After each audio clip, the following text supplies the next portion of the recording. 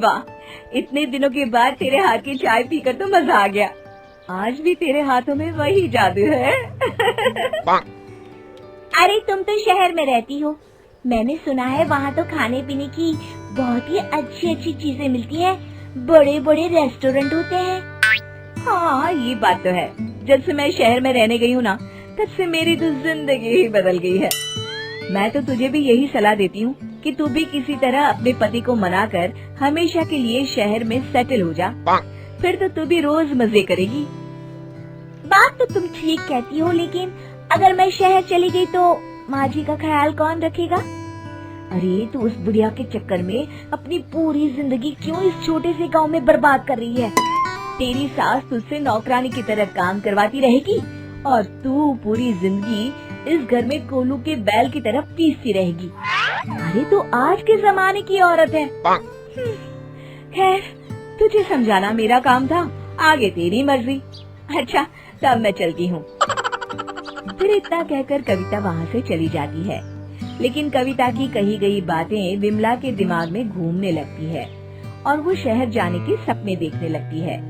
फिर एक दिन, अरे बहू, आज तो मेरे घुटनों में बहुत तेज दर्द हो रहा है, जरा जल्दी आके तेल से मालिश तो कर दे।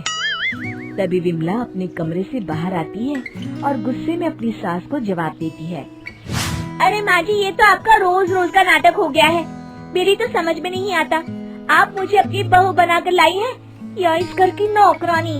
अरे बहू, आज तुझे अचानक क्या हो गया? मैंने ऐसा भी क्या कह दिया जो तू इतना नाराज हो रही है? बुढ़ापे में तो बहू ही अपनी सास की सेवा करती है ना। वो जमाना गया माँ जी, मैं आज के जमाने की लड़की हूँ। आज से आप अपना सारा काम खुद करिए। फिर इतना कहकर विमला वहाँ से चली जाती है। उसी शाम विमला अपने पति हरिया से हमेशा के लिए शहर में बसने की जिद करती है। सुनिए जी, कब तक हम इस छोटे से गांव में अपनी जिंदगी गुजारेंगे? अब तो राजू भी बड़ा हो रहा है, उसकी अच्छी पढ़ाई लिखाई के लिए हमें शहर में जाकर रहना चाहिए। अरे भाग्यवान, बात तो तुम एकदम सही कह रही हो, लेकिन शहर जाकर हम रहेंगे कहाँ? वहाँ ना तो हमारा कोई रिश्तेदार रहता है और ना ही कोई जान पहचान वाला। अरे जान पहचान तो बनाने से बनती है। शहर में तो कामों की कमी नहीं है और वहाँ पैसे भी बहुत अधिक मिलते हैं। मेरी सहेली कविता 5 साल से शहर में बसे से रह रही है। मैं तो कहती हूँ जितना जल्दी हो सके तुम भी शहर चलने की तैयारी करो।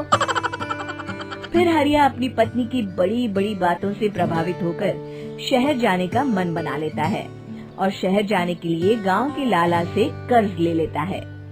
कुछ दिनों के बाद हरिया अपनी बूढ़ी माँ को घर में अकेला छोड़कर अपनी पत्नी और बेटी के साथ शहर चला जाता है। लेकिन शहर पहुंचकर हरिया को रहने की जगह ढूंढने में काफी परेशानी होती है। फिर बड़ी मुश्किल से किसी तरह वो एक छोटा सा कमरा किराए पर लेकर अपने परिवार के साथ रहने लगता है।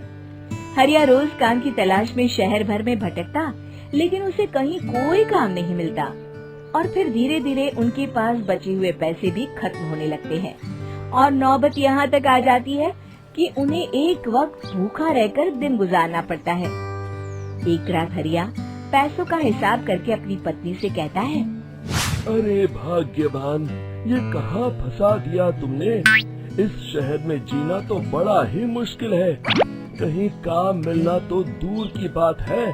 यहाँ के लोग तो सीधे मुंह बात भी नहीं करते। अब हमारे पास खाना खाने तक के पैसे नहीं बचे हैं। तभी वहाँ मकान मालिक आ जाता है। अरे भाई, मैंने तुम्हें कमरा देते वक्त ही कहा था कि मैं रोज के रोज पैसे लूंगा। 2 दिन हो गए, तुमने 1 रुपया भी नहीं दिया। सेठ जी, इस वक्त तो मेरे पास बिल्कुल भी पैसे नहीं हैं। आप मुझे कुछ दिनों की मोहलत दे दीजिए, मैं जल्द ही आपको किराए के पैसे दे दूंगा।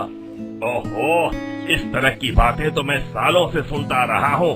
अगर तुम पैसे नहीं दे सकते तो कल ही कल मेरा कमरा खाली कर दो। हाँ, इस शहर में किराएदारों की कमी नहीं है। ये कहकर मकान मालिक वहाँ से चला जाता है। अब हरिया और उसकी पत्नी समझ जाते हैं कि बिना सोचे समझे शहर आकर उन्होंने बहुत बड़ी गलती कर दी। अब इस शहर में उनका गुजारा नहीं हो सकता।